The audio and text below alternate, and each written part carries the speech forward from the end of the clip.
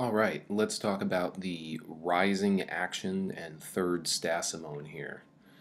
Okay, it all begins when Yocasta enters from the palace carrying a garlanded branch and incense because she is going to pray as the queen. So she's going to use a little bit of the royal we action.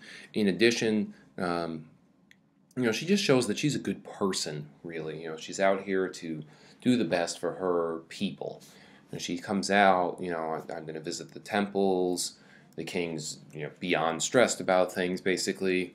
And she goes on to say, to thee, shining, bright shining Apollo, who art nearest to my door, is my first prayer. Save us from the curse of this uncleanness, save.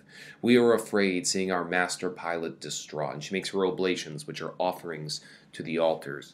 So, basically, she, right here, save us from the curse of this uncleanness, save. The curse is actually their master pilot, the one who's so distraught. It's Oedipus. They asking to be saved from Oedipus and the wrongs that she's involved with him. And then a messenger shows up, and the guy has some good news and bad news. Bad news, your dad's dead. Good news, we want to make you king, type of thing. And of course, Yocasta is very interested in this because, as far as she's concerned, this proves that that horrible oracle of such deadly tenor that Oedipus is so fearful of is nothing to be afraid of at all. Right? And she even says, where are you now, divine prognostications? Right? The man whom Oedipus has avoided all these years, lest he should kill him dead by a natural death and by no act of his. Right? Then Oedipus enters, kind of wondering why he's been called back out. And she tells him, your father Polybus is dead. Wants to hear it from the messenger's mouth. Sure, yeah, he's dead. Well, how? Old age and sickness. How most people, hope to die, right? That and the tale of years he had fulfilled. So Oedipus sits here and he's like, well, what of the Pythian fire? The oracles, the prophesying birds that scream above us. He's calling prophecy into question again, right? Like, hey, guess it's not true at all. Guess that stuff doesn't hold true. And then he goes on to say, but no, the letter of the oracle is unfulfilled and lies, like Polybus, dead. So, Cass like, I told you so. He's like, yeah, I guess I was just a little afraid. She's like, well, don't worry about it anymore. He's like, well, what about my mom? And then here she just calls him out completely. It's fantastic. Fear? What has a man to do with fear? Men aren't afraid of things. Chance rules our lives and future is all unknown. Best live as best we may from day to day. Now, this statement here is pretty powerful, especially in a Greek cultural context, but just even without that, it's still a pretty powerful moment where she says, essentially, don't worry about prophecy. Don't worry about fate, because it can't do anything, it can't affect us. We rule our own lives. Chance, it's all random. It's all whatever we do. And that's all we can do is the best we can from day to day, which essentially is saying there's no need for gods, no need for worshiping the gods even, which, I might be extrapolating a bit there, but it does seem to make a case for it. Although, don't forget, she did pray to Apollo just now for guidance. So, many a man has dreamt as much. She says, nor need this mother marrying frighten you. Many a man has dreamt as much, and I'm sure all you guys listening to this are like, oh yeah, I had that dream last night. Oh wait, yeah, probably not. But, what she's speaking of here, and it's interesting, and Freud touches on this too, and this is where his Oedipal complex and idea comes from, and some of the modern psychoanalytical theory, stems from this, but such that, listen, every guy's afraid that he's going to be stuck with his mother as his wife type of thing. Like, don't worry about it. Like, you can't live your life in fear, essentially, right? You can't worry that you're going to turn into your father and your wife's going to turn into your mother someday. Those aren't things to worry about. You have to keep moving. You have to keep living, right? And Oedipus is like, well, I don't know. She's still alive, so I still have to be afraid of it, right? And meanwhile, the messenger is overhearing all this because, once again, all of this is happening in the public haunt of men. This is happening amongst everybody, right? Everybody hears this. The messenger, the Theban elders, the audience, everybody hears this, right? We have an oracle, sir, of deadly tenor, and he's like, well, can you tell a stranger? Yeah, of course, why not? I'm telling everybody right now, right? So he goes ahead and tells him about it, and he's like, hey, you know what? Hey, I'll tell you what, I can do you good. I can help you out. And he goes ahead and tells him, that he's not your dad. What do you mean, right? Don't you love this part? Like, No, Polybus is no kin of yours. No kin, Polybus not my father. No more than I. Come, sir, no more than you. Explain yourself. Really, you needed this explanation? I am not your father, neither is Polybus. We had to spell it out. I thought he was supposed to be smart. Sorry. Anyway, I can't help but pick on him a little bit there. I mean, really, seriously. But goes on to say, how comes it then that I was called his son? And like, hey, because I gave you to him. Given, right? And so now things start to come undone. And remember, Yocasta is among the audience members, the people around listening to this. So when he says, found in a wooded hollow of Citharon, he's like, well, what brought you there? I was sheep tending on the mountain, and I was your rescuer. Why? Was I in pain or danger? He's like, well, the infirmity in your ankles tells the tale. Ah, do we have to even mention that? He's like, yeah, because your ankles were riveted and I set you free. And at that point, Yocasta's whole world comes crumbling down. It's just, she realizes how horrible everything is. She's now the second character to know all of the truth. Tiresias being the first, now she has it all. It has all been brought to the light for her, right? And so it goes on, your present name, which Oedipus meaning swollen foot. So, of course, now we're like, oh, that's why his name is swollen foot, right? Because he had riveted ankles. It all makes sense now. And, another shepherd entrusted you to my care. Now, at this point, there is no escaping reality for her, right? And he's like, yeah, one of King Laius's servants. That's who it was. And for Yocasta, there's no doubt about it. So Yocasta is, of course, white with terror. You see here she says, white with terror because she fully understands what's going on now. What does it matter what man he means? It makes no difference now. Forget what he has told you. It makes no difference because she knows how horrible, what an awful situation she's in. Oedipus still doesn't know. So she, in many ways, is similar to Tiresias. She knows everything, whereas Oedipus is clueless. He's still in the dark, if you will. And he says, I must pursue this trail to the end till I have unraveled the mystery of my birth, right? And so Yocasta is begging him not to do it. And then, as reasoning, she says, have I not suffered enough? And it's true. I mean, think of all the horrible suffering and agony that she's going through now over the past 20-plus years of her life, looking back on everything. Everything's tainted. Everything's warped, twisted. All previous happiness is shown to be an illusion, right? She's living in total disillusionment now. And he, in a true moment of hubris, thinks that she is only upset because her honor might be impugned because she's married to a slave or somebody who is slave-born, right? And that's just not the case, which we know, but he is clueless about. And she begs him again, and, I know I am right, I am warning you for your own good. And he says, my good has been my bugbear long enough, the thing that's bothered me for so long. And then she says, doomed man, oh, never live to learn the truth. And then, leave the lady to enjoy her pride of birth. Again, that's that hubris there again, right? And, oh, lost and damned, this is my last and only word to you forever. It's pretty fantastic foreshadowing. Because these are her last and only words, forever.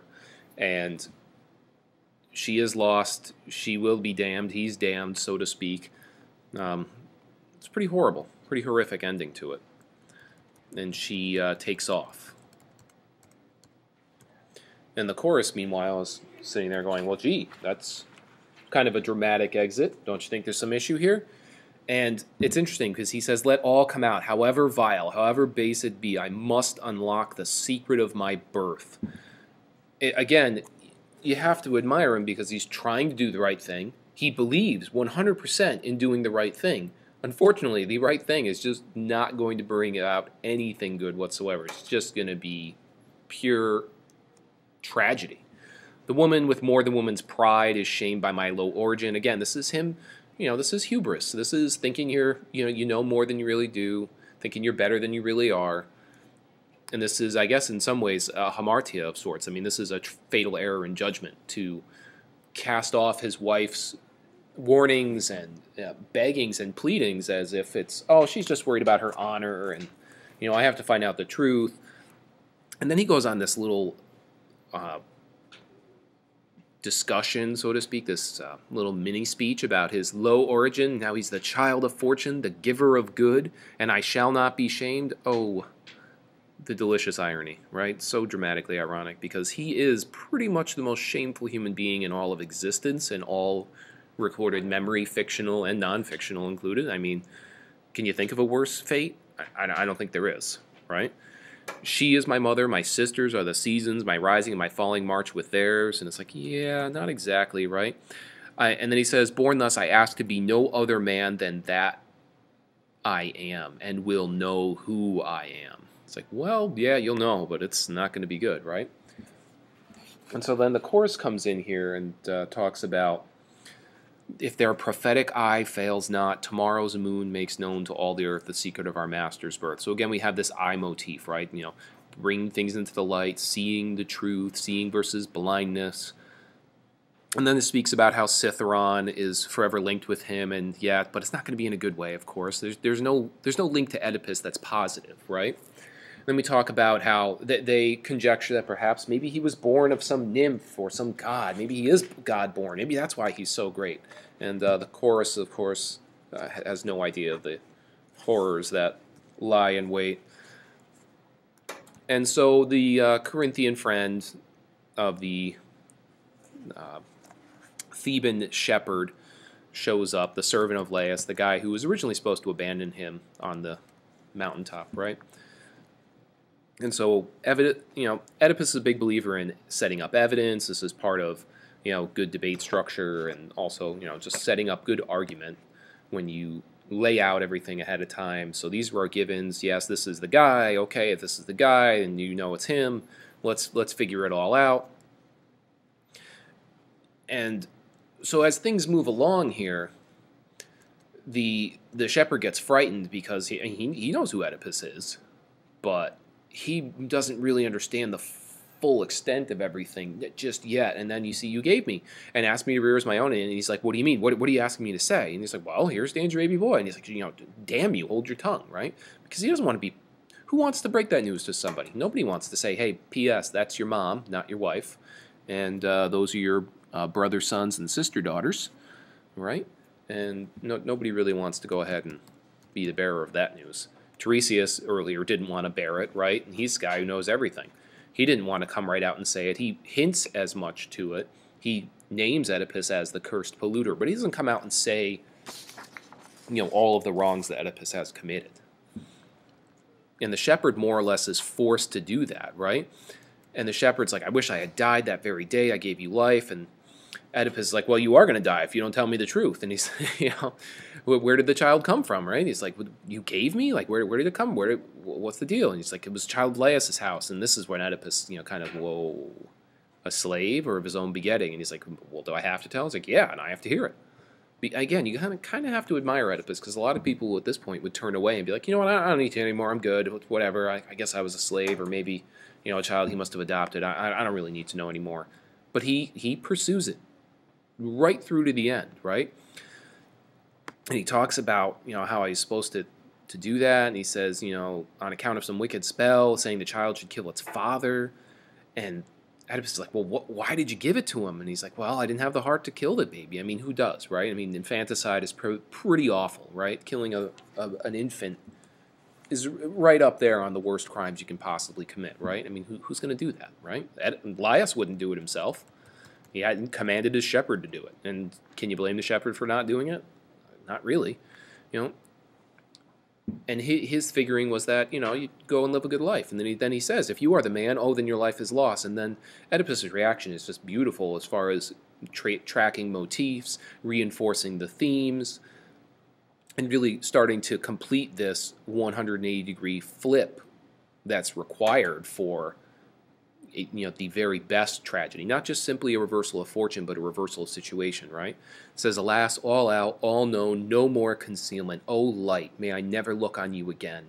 Revealed as I am, sinful in my begetting, sinful in marriage, sinful in shedding of blood.